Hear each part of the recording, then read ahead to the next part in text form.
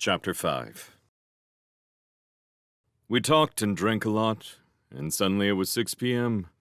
I was in no condition to drive and had sense enough to know it. I tried calling Carol to come down and get me, but I couldn't get through.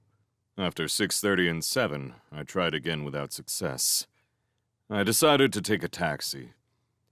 But after another drink, I tried again and this time got through. "Where have you been?" she said. "I called your office, but nobody answered. I was thinking about calling the police." As if they haven't got enough to do, I said. When did you get home? "You're slurring," she said coldly. I repeated the question.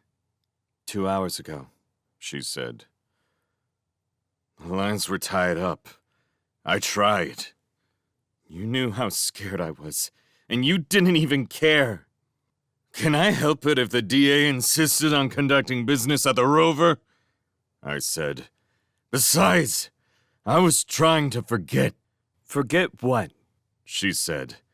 Whatever it is, I forgot, I said.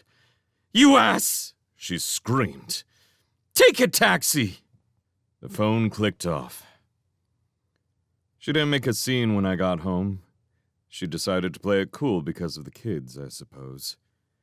She was drinking gin and tonic when I entered, and she said, in a level voice, "You'll have some coffee, and after a while you can listen to the tape you made yesterday. It's interesting, but spooky." "What tape?"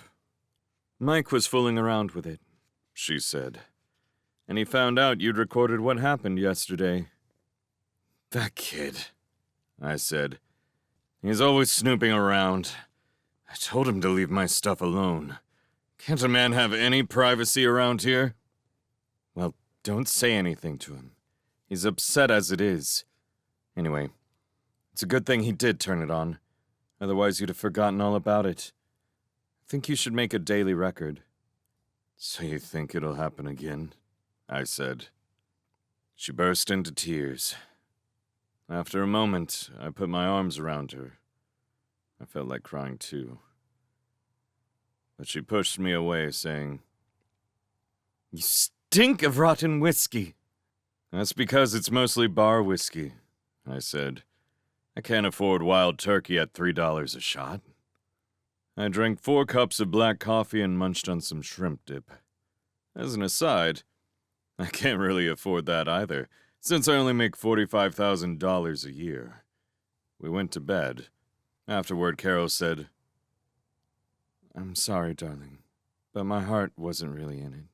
That wasn't all. "You've got a dirty mind," she said.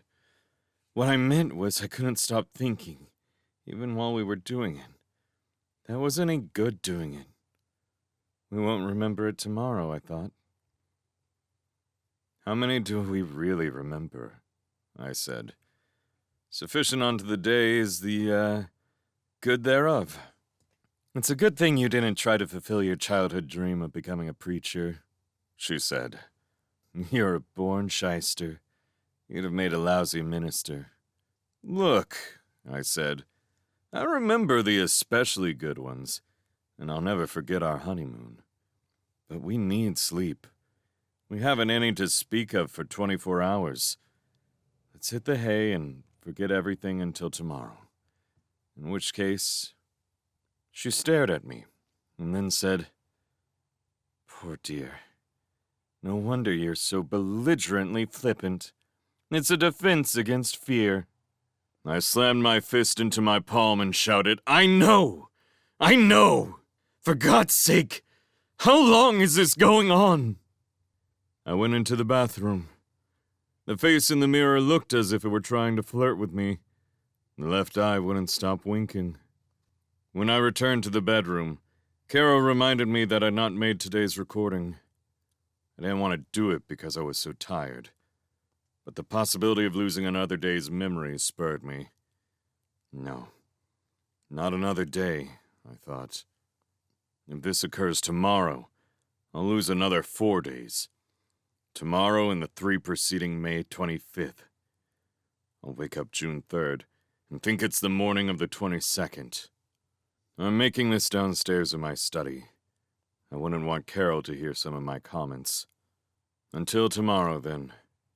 It's not tomorrow, but yesterday that won't come.